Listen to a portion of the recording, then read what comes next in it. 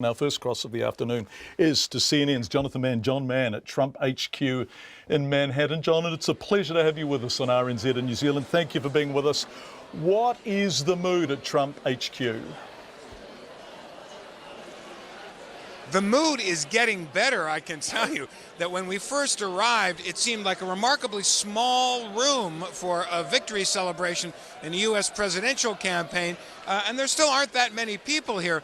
But the people who are here, you can feel the buzz change, because at the outset of the count, there wasn't really a lot of good news for Donald Trump. The key states that you just mentioned, Florida, Ohio, North Carolina, didn't seem to be going his way. Now he has leads in all three states. They don't guarantee him the presidency, but those were really the three make or break states. No American president, no Republican rather, has ever been elected without winning Ohio. Florida is the biggest and most valuable of the swing states, and North Carolina is in some sense a bellwether for how other racially diverse states are likely to go. Trump needed all three. He hasn't won any of them, but he has got margins in all of those three. I think the Clinton people are probably a little more nervous than they were an hour ago.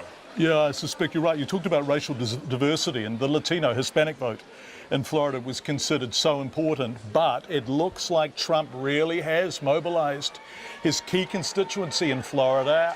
Elderly white voters have turned out in force, we understand. If he wins the 29 votes Florida offers, that's crucial to him, isn't it? It's crucial. It doesn't win him the presidency. Basically, if you think about this, he had to get dealt an inside straight. Donald Trump began this evening needing essentially a perfect score. There was no margin for error. Lose one of the key states, he certainly wouldn't get elected president. Win them all, he'd still need to flip a few traditionally Democratic states like Michigan or like Pennsylvania. He hasn't done that, not yet.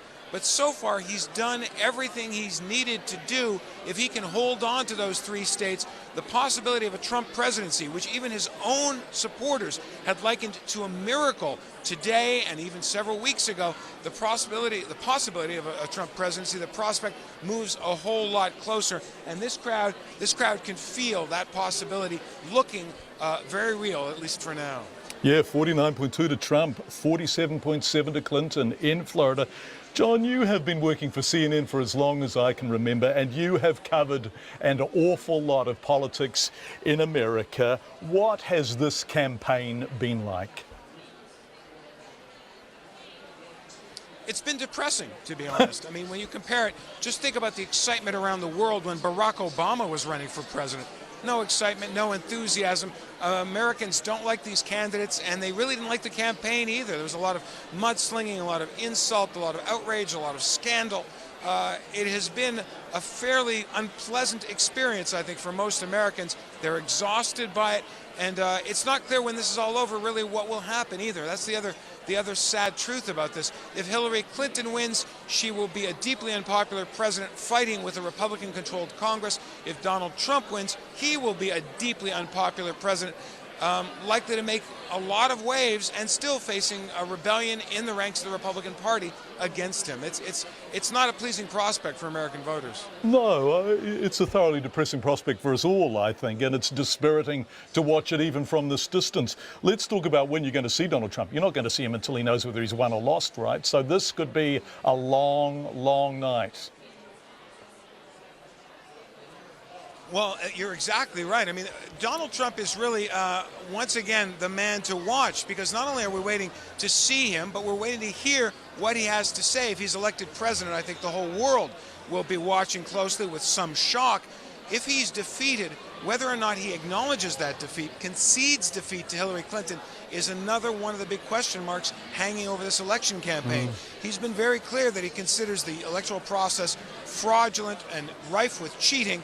And there was some question, he raised the question himself, whether he would acknowledge defeat, concede defeat, if he was found to be the loser. Loser is an insult in Donald Trump's lexicon. He doesn't recognize or reward honorable, well-fought second-place finishes, and the idea that Donald Trump would volunteer to call himself the loser of this race is still difficult to imagine. So we're wondering when we're going to see him, and we're wondering what he's going to have to say.